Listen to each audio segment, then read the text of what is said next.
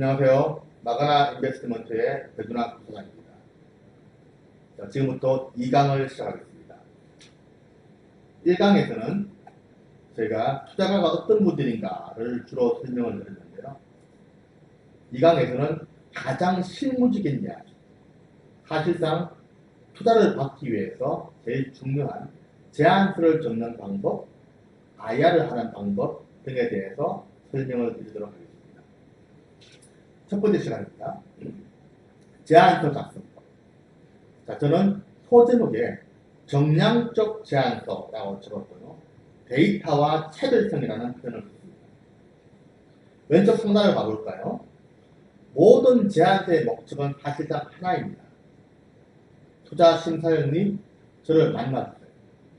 만약에 국제과제나 예창패, 초창패를 지원하신 분들이라면 심사위원님, 저를 대면 평가까지 통과시켜 주세요가 목적입니다. 따라서 제안서를 쓰는 목적은 이 제안서를 읽는 사람들이 눈이 번쩍 뜨이게 만드는 것입니다. 제가 왜 이렇게 말씀을 드릴까요? 1년에 제가 제안서를 1000개 이상을 봅니다. 근데 눈이 번쩍 뜨이는 제안서가 몇 개일까요? 1000개의 1%면 10개인 거고요. 1년에 제 눈이 번쩍 뜨이는 제안서는 2% 미만입니다. 98%는 제안서가 굉장히 잘못된 경우가 많습니다. 자, 오른쪽을 볼까요? 제가 목표에 충실하자라고 표현을 했는데요. 제안서는 나의 희망사, 나의 자기 가시가 아닌 투자가의 흥미를 유발시켜야 한다. 오늘도 사실은 이 강의 녹화를 하기 전에 제가 오전에 대표님을 한번 뵙고 왔습니다. 여러 가지 질문을 했는데요. 이분은 계속해서 자기 이야기만 합니다. 내가 듣고 싶은 이야기를 하지 않더라고요. 자, 우리가 경제학에서 곡함의 면도날이라는 단어가 있습니다. 사람들은 1시간을 설명하든 30분을 설명하든 사람들은 그 중에서 핵심만 듣고 싶은 경향이 있습니다. 모든 것은 가급적이면 단순화시켜서 핵심을 이야기할 수 있어야 되는데요. 대표님들이 반드시 가져야 될 습관이 내 사업을 한두 문장으로 요약할 수 있는가. 왜냐하면 투자가는 절대로 오래 듣고 결정하지 않습니다. 투자가는 5분 이내에 결정을 한다. 빠른 사람은 1분 만에 결정을 하는 사람도 있습니다. 이 옥함의 면도날을 정말 주요하게 보셔야 되고요. 단어 가다가 하시는 실수 중에 하나가 영어로 된 제안서를 보내는 분이 계십니다. 저는 외국 유학을 갔다 왔고요. 외국에서 외국 회사에서도 근무를 해봤습니다. 여러분, 영어를 좀 친하다는 뜻이죠. 그렇죠? 영어로 된 제안서가 그러면 절대 읽지 않고 버립니다. 왜 버릴까요? 이렇게 말씀합니다. 어휴, 이 대표님은 미국 가서 봤지 왜 한국에서 투자를 받으려고 해? 성의가 없군. 영어로 된 문서를 보내시면 안 됩니다. 한국 사람에게 보내는 문서는 한국말로 적으셔야 됩니다. 그리고 제가 좋아하는 제안서 순서입니다. 물론 뒤로 갈 수도 있겠지만 저는 면역법, 2가지씩 방법을 좋아합니다. 먼저 나의 비전과 미션을 보여주고 난 후에 내려가게 내려가는 걸 더 좋아하는데요. 회사 현황, 인력 구성에 대한 이야기가 있어야 한다. 이 부분은 뒤에서도 다시 설명을 드리겠지만 90% 이상의 제안서는 내가 누구인지를 설명을 하지 않습니다. 설명하신 분도 굉장히 짧게 설명합니다. 밑에도 적혀있죠. 투자의 3대 요소, 시장성, 사람, 기술의 차별성. 이 3가지가 3대 요소인데요. 시장성은 사실은 무조건 패스 or fail입니다. 기본적으로 갖춰야 된다고 판단하기 때문에 실제로는 100점 만점 중에서 50점이 사람이고요. 나머지 50점이 그 기술의 차별성인데요. 문제는 제한테 내가 누군지를 안 쓰는 분이 90%. 10% 중에서도 8% 정도는 너무나 브리프하게 쓰십니다. 그러면 제가 어떻게 그분에게 50점을 줄 수 있을까요? 질문 중에 3분의 1 이상이 대표님 연세가 어떻게 되세요? 대표님 학교 어디 나오셨어요? 대표님 어느 회사 나오셨어요? 대표님이 같이 일하시는 팀원들은 학교가 어디시고 회사가 어디시고 계속 물어보고 있습니다. 회사 현황은 정말로 우리 회사의 주소가 뭐고 홈페이지가 뭐고 지분 구성이 어떻게 되어 있고 대표는 어떤 삶을 살아왔고 우리 팀원들은 어떻게 되어 있고 조직은 어떻게 되어 있고 이게 들어가는 게 있습니다. 우리가 미팅을 하자고 칠게요. 제가 나이가 들어서 그런지 저희 대학 다닐 때는 미팅 소개팅이 있는데요. 미팅 하면 제일 먼저 하는 게 뭐죠? 제 이름은 홍길동이고요. 동그라미 대학교 네모학과에 다니고 있고요. 제 나이는 몇 살입니다. 그래서 먼저 시작을 하죠. 제한테에서 내가 누구인지를 먼저 밝히는 것은 굉장히 중요합니다. 두 번째로는 산업에 대한 이야기를 하셔야 되는데요. 산업은 가급적이면 짧게 하는 게 좋습니다. 왜냐하면 제가 아까 1년에 1000개 정도의 제안서를 리뷰한다고 말씀을 드렸죠. 우리가 심사역을 새로 뽑으면 다른 기관에서 심사를 한 경험이 있는 분이시면 그대로 일을 하게 되는데요. 그게 아니고 경험이 없는 분들, 신입사원을 뽑았던 다른 기업체에서 근무하셨다고 오셨던 그분이 심사를 한 경험이 없으면 3년 동안은 심사를 시키지 않습니다. 어떻게 경험이 없는 자가 남을 심사할 수 있겠습니까? 3년의 시간을 지나게 되면 그 새로 오신 심사역은 3000개 정도의 제안서를 리뷰를 했고 자기 시니어들이 투자 심사 보고서를 쓴 것을 거들거나 보면서 수십 건의 경험을 쌓게 되어 있죠. 그러고 난 후에 우리가 일을 시키겠죠. 자, 너의 시니어가 정의되고 네가 보가 되어서 같이 이번 심사 보고서를 써봐. 이렇게 트레이닝을 시키게 되어 있는데요. 그렇게 3년이 지나게 되면 3000개 이상의 제안서를 받습니다. 저같이 20년 이상 근무한 사람은 수만 건을 리뷰를 해봤겠죠. 무슨 말이냐면 심사하시는 분들은 예창패, 초창패, 창도패를 포함해서 국책과제든 모든 퍼블릭 혹은 프라이빗의 심사위원들은 사실 대표님이 말씀하시는 산업을 알고 있을 가능성이 99%입니다. 우리가 흔히 이렇게 말합니다. 우리는 잡학다식해. 그 산업에 대해서 내가 전문 분야가 아니더라도 그 산업에 대해서 1시간은 떠돌 수 있어. 물론 내가 전문 분야면 2시간, 3시간 더 깊게 나갈 수 있겠지만 원자력이든 건설이든 섬유든 바이오든 기계든 자동차든 플랫폼이든 전자든 반도체든 1시간은 떠돌 수 있는 실력을 가지고 있어요. 너무나 오랫동안 여러 가지 역할을 보다 보니까 계속해서 공부를 하고 있죠. 근데 상당수의 분들이 이 시장 분석을 정말 길게 했어요. 길게 쓰는 건 좋습니다. 뭐라고 하지 않습니다. 그러나 가급적이면 짧게 쓰는 노력이 필요한 거죠. 왜? 옥함에 연구다. 핵심은 시장 분석이 아니고요. 내 기술의 개요, 내 기술의 차별성이기 때문에. 소제목이 뭐죠? 정량적 제안서, 데이터와 차별성이라는 거죠. 차별성과 데이터는 어디서 나올까요? 바로 이 기술 개요와 사업성에서 나옵니다. 우리가 스티브 잡스 같은 분들은 전 세계 최초로 스마트폰을 만들어냈어요. 돌리고 다니는 컴퓨터. 스티브 잡스 외에 대부분의 경우에는 내가 전 세계에서 10,000번째로 이 사업을 하고 있는 사람이 가능성이 높죠. 내가 대한민국에서 100번째 가능성이 높다는 거죠. 그러면 나보다 먼저 앞서간 선도기업과 내 회사가 뭐가 다르지? 제가 대부분의 심사에서 하는 질문이 바로 이겁니다. 대표님, 잘 들었습니다. 근데 현재 대표님이 하시고 있는 그 기업의 경우에 그 산업엔 A라는 기업, B라는 기업, C라는 선도 기업들이 있습니다. 이 기업들과 대표님 회사의 차별점이 뭐죠? 다 제가 100% 드리는 질문입니다. 왜 그 질문을 할까요? 제안서에 차별성이 안 적혀 있다는 반문입니다.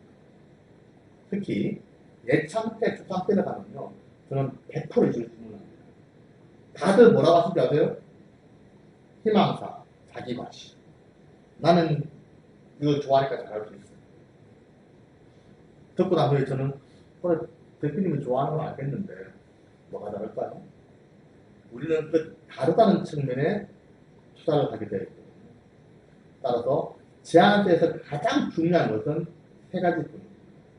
회사 현황을 적을 것, 자세하게 적을 것, 산업이나 시장 분석은 짧게 적을 것, 기술에 대한 차별성은 가급적이면 디테일하게, 특히 데이터가 동반된 차별성을 적을 것. 네 번째, 사업성에 대해서 잘 적을 것. 마지막으로 과거에 대한 재무제표와 함께 미래에 대한 폴캐스트를 찍어야 됩니다. 좀 더 자세하게 살펴보겠습니다. 자, 세 가지 중요한 요소가 있다고 했죠. 사업성, 이거는 pass or fail입니다. 사람, 차별성 세 가지인데요. 첫 번째 사업성을 볼게요. 사업성에서 가장 중요하게 보는 것은 이 산업이 성장하는 산업인가 이걸 봅니다. 우리가 내가 아무리 잘해도 나를 둘러싸고 있는 산업은 매크로죠. 나는 마이크로입니다. 마이크로는 매크로를 이길 수가 없어요. 내가 속해 있는 그 산업이 성장하는 산업인가를 반드시 보게 되겠죠. 그리고 이거를 성장은 하는데 내가 할 수 있는 영역일까? 그걸 보는 겁니다. 여기서 또 하나의 고민. 말도 안 되는 매출 추정은 해서는 안 된다. 상당수의 기업들이 이렇게 쓰는 분이 계십니다. 우리가 지금은 매출이 없지만 2022년부터는 다음 해부터는 우리 매출이 확 늘어날 거예요. 올해는 빵인데 내년에 왜 갑자기 10억 되지? 왜? 혹은 우리 내수는 약하지만 중국에 이번에 50억이 터질 거예요. 저희들은 해외 매출은 무조건 제로로 봅니다. 네버 에버 해외 매출은 제로다. 내수가 생기는데 해외 매출이 들어오는 것은 보너스로 볼 뿐이지 해외 매출이 더 큰 기업은 제로로 봅니다. 물론 어티트, 뷰티, 메디컬 디바이스의 경우에 성장한 기업의 통상적으로 매출 70에서 80%는 해외 매출입니다. 다만 그것은 성장을 하고 난 후의 이야기고요. 스타트업은 매출이 처음에 내수부터 나와야 되는 게 사실입니다. 한국의 레퍼런스를 가지고 해외 매출이 나오는데 한국은 매출이 없으면서 중국 절강성에, 중국 한동성에 제로로 인식한다는 점을 반드시 이해하셔야 됩니다. 그리고 1강에서도 말씀을 드린 적이 있는데요. 투자가가 투자를 했을 때 투자가는 절대로 자선사업가가 아닙니다. 내가 1,000만 원을 투자했던 10억을 투자했던 그 돈을 더 높은 금액으로 회수를 하는 게 목적이죠. 여러분들 은행에다 맡기면요 1%를 줍니다. 삼성전자 주식을 사면요 지금은 주식이 오를 수도 있고 내릴 수도 있지만 언젠가는 주식이 올라 있습니다. 그런 안전한 투자가 있는데 왜 내가 지금 비상장 기업에 투자를 해야 됩니까? 그 많은 수익을 올리기 위해서 투자를 하는 거죠. 그런데 투자하시는 분은 절대로 액면으로 투자를 하지는 않잖아요. 따라서 현금 배당으로 돈을 회수한다는 것은 불가능합니다. 대표님이 1,000만 원으로 회사를 만들었지만 엔젤 투자가가 1억에 투자했다고 칩시다. 그렇다고 주식이 1대10으로 가져가는 게 아니잖아요. 오히려 대표님이 9, 엔젤이 1이 되는 게 맞겠죠. 즉, 현금 배당은 대표님이 훨씬 더 많이 가져가는 거예요. 현금 배당은 불가능하다고 봤을 때 결국 그 기업이 상장이 될 수 있을까가 첫 번째 투자자의 관심입니다.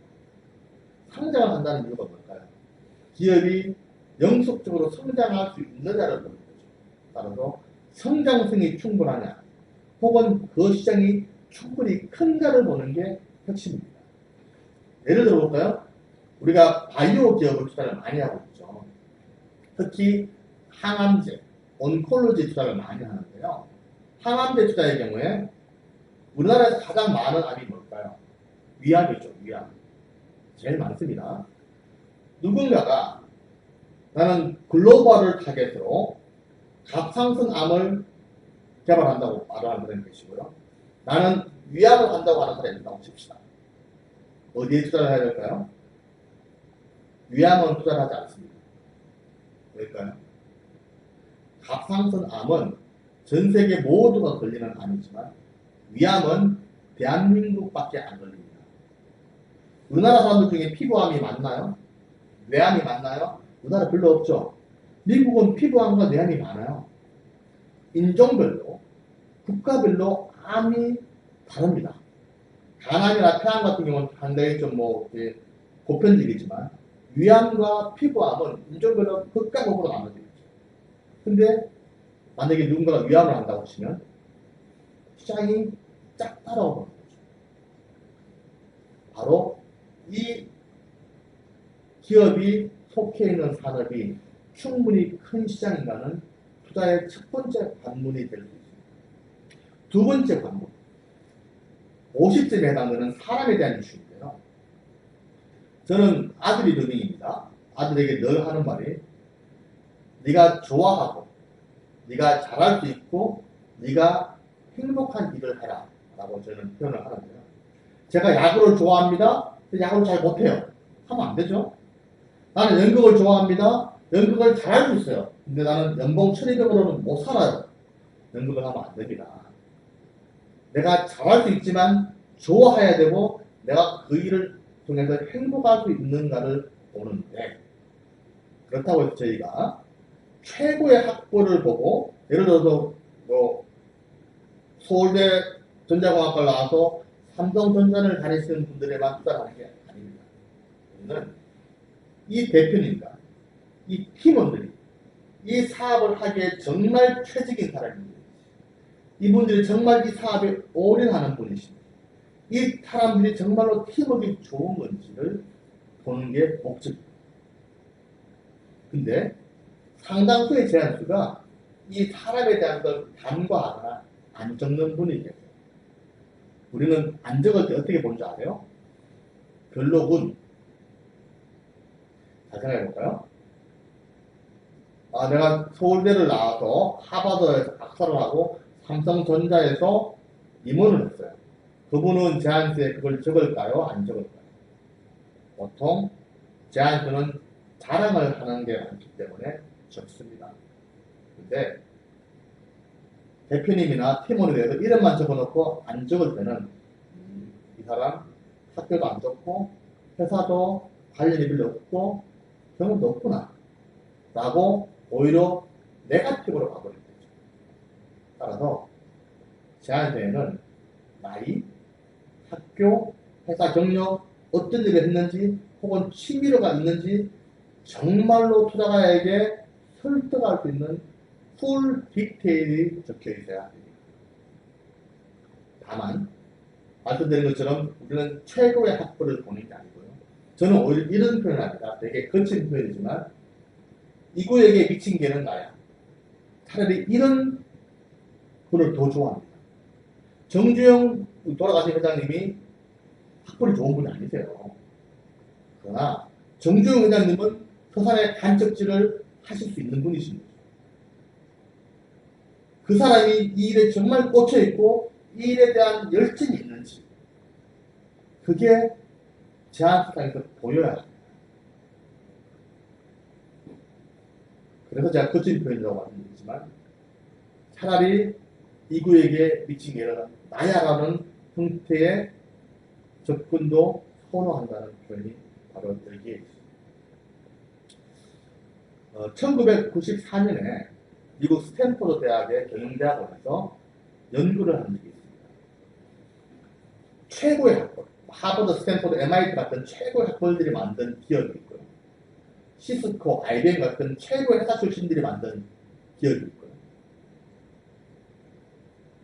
중간 관리자, 우리가 보통 과장, 사장, 부장 한국으로 치면 중간 관리자가 굉장히 강한 기업이 있거든요. 이쪽이 아닌데 그냥 대표와 팀원들이 굉장히 의견이 잘 일치되는 그런 기업이 있어요. 네 가지 기업 형태를 조사를 해봤고요.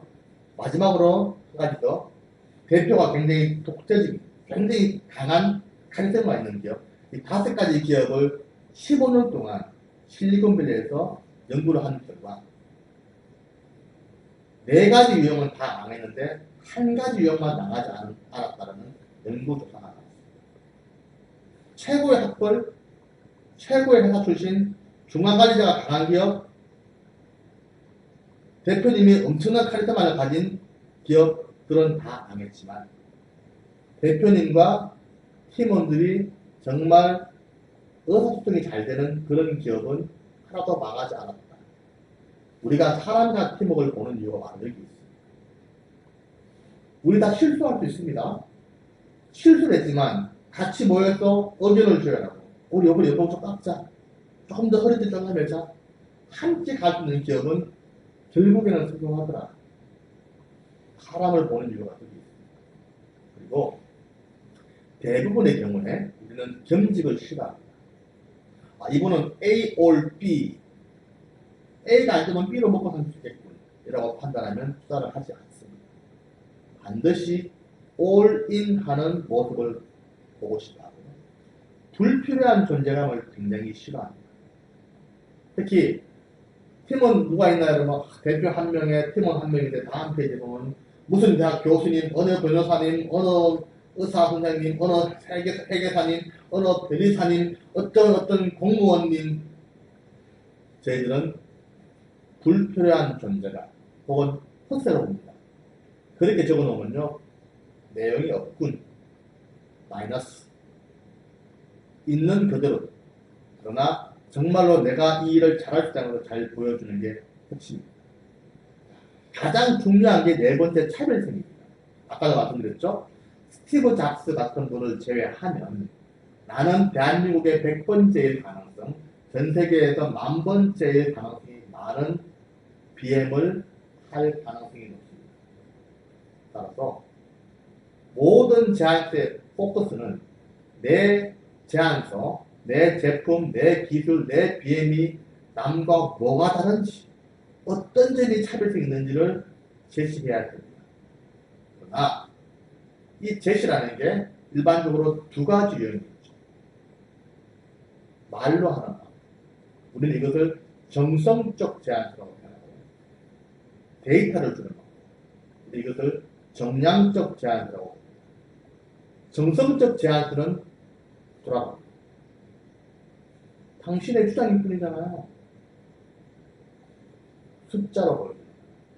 내가 이러이러한 걸 만들었지만 연구 테스트 결과, 특히 공인 인정기관에서 테스트한 건 부족했죠. 연구 테스트 결과 경쟁사 대비해서 이런 점의 차이가 있고, 요게 더 낫고, 요거 조금 모자라지만 내가 보완할 거고, 이런 데이터가 굉장히 중요한 겁니다. 데이터가 없이 나오는 이야기들은 우리 전부 다 나오는 거죠. 1000개 중에서 98%인 980개를 리뷰하다가 돌아가는 경우, 그 980개가 대부분 정성적인 제안서입니다.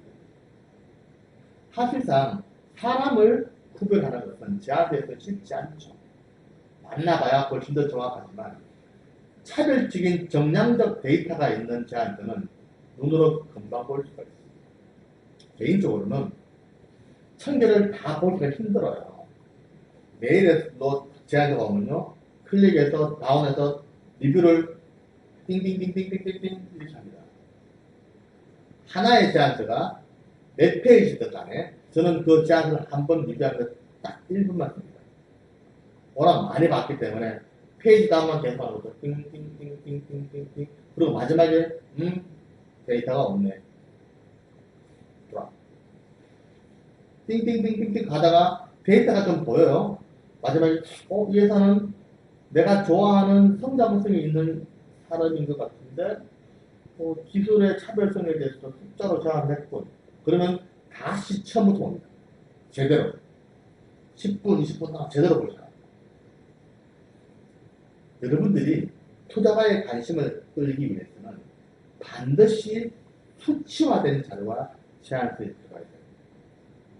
띵띵띵띵띵 끝이 아니라 띵띵띵띵 오 한 번 더 띵, 띵 이런 것도 가능하거든요. 띵 그래? 제가 사실은 주 80시간 근무를 하는데요. 굉장히 노동 강도가 높죠. 너무너무 바쁩니다. 제 일정표를 보면요. 시간별로 계속 이렇게 미팅이 다 돼요. 그렇게 바빠도요. 이 제안서가 정말 마음에 들잖아요. 바로 전화 옵니다. 네, 안녕하세요 대표님. 보내주신 제안서를 잘 봤는데요. 우리 이번 주 금요일 날 제가 딱 2시 시간 되는데 혹시 만날 수 있을까요? 아니면 다음 주 화요일 날 오전 10시도 괜찮습니다. 내가 그 빡빡한 시간 중에서도 100% 채워져 있지 않잖아요. 그죠? 한두 시간을 꺼내서 전화를 드립니다. 될 수 있을까요? 네. 제안서가 마음에 들었거든요. 아무리 바빠도 마음에 들면 연락을 합니다. 사랑하니까. 차별성이 정말 중요한 거죠. 제가 주니어들을 뽑을 때 항상 하는 말이 이게 있습니다. 3년 동안은 계속해서 트레이닝을 시키니까요. 가장 많이 하는 레슨이 대부분의 대표님들은 본의 아니게 거짓말을 할 수밖에 없다. 예를 들었죠. 너랑 정말 친한 친구가 얘한테 야, 이 회사 정말 좋아 라고 말을 할 때는 그 회사의 좋은 점을 봤기 때문에 말을 합니다. 그러나 세상에서는 100% 좋은 것만 있을 수는 없고 100% 나쁜 게 있을 수도 없다. 이 핸드폰은 이렇게 보면은 길쭉한 사과통이죠. 제가 제대로 들은지 모르겠지만 이렇게 보면은 이거밖에 안 보이는 거죠. 이거밖에 안 보이는 거예요. 모든 사람들은 자기가 보고 싶은 면만 보게 되어 있어요. 그래서 제가 저 남자니까 항상 우리 주니어들한테 하는 말이 네 마누라도 믿지 마. 네 마누라가 여보 옆집 개똥이 아빠가 하는 일이 정말 괜찮대요. 잘 된대요. 한번 만나보자고 했을 때는 개똥이 아빠의 사업에 좋은 면만 봤기 때문에 우리는 본의 아니게 10%의 거짓말이든 90%의 거짓말이든 거짓말을 할 수밖에 없고요. 그 거짓말 속에서 우리는 우리가 인내할 수 있는 톨러런스 레이트를 찾아내는 게 투자가의 역할입니다. 그래서 저는 이렇게 말해요. 너는 예스맨이 아니야. 너는 노맨인 거야.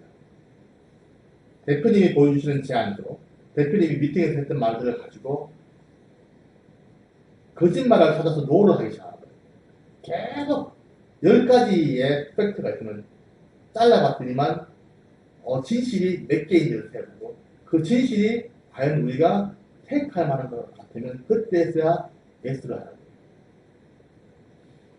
이 진실과 거짓말을 발라내는 방법이 뭘까요? 데이터.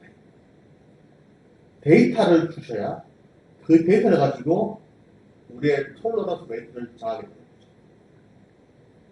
대표님들, 제안서에서 가장 중요한 것은 바로 정량화입니다. 특히 시장 조사는 치밀하게 해야 되고요. 내가 원하는 식으로 시장이 이만한데 나는 이쪽을 보고 조사한 것은 시장 조사가 아닙니다. 나의 편의성에 대한 조사인 거죠.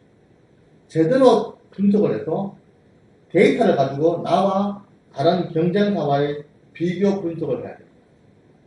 특히 상당수의 대표님들이 하는 결정적인 단점이 뭔가 하면요. 내 중심이에요. 저는 이것을 연구자 중심과 마케팅 중심이라고 표현하는데요. 실제로 그 제품을 사는 사람, 그 BM이나 그 노하우나 그 서비스를 이용하는 사람은 돈을 지불하는 고객이에요. 고객의 입장에서 바라봐야 되는데 개발자 입장에서 계속 보고 있습니다. 상당수의 제안서가 고객의 입장에서 보는 게 아니고 개발자 입장에서 계속 보니까 시장과 떨어져 있는 이야기를 하는 사람들이 너무 많아요. 대표님들과 대화를 하다 보면 저는 질문을 하죠. 대표님, 근데 저는 요런 거 같은데요? 아니라고, 이거라고. 제가 왜 이거라고 말을 할까요? 수만 개를 봤기 때문에. 그런 경우에는 이런 경우가 많은데, 라는 것을 경험으로 가져주니까 저는 이거라고 말을 하는데, 물론 이게 틀렸을 수도 있습니다. 저의 표현은 고객 중심에서 나오는 표현입니다. 대부분의 대표님들은 아니라고, 내 기술로 충분히 커버가 된다. 죄송하지만 연구자 중심, 대표 중심의 생각이 아니고요. 고객 중심, 마케팅 중심의 제품, 기술, BM, 제안서가 나옵니다. 이 강은 여기서 일단은 끊고요. 잠시 쉬었다가 다시 상강을 하도록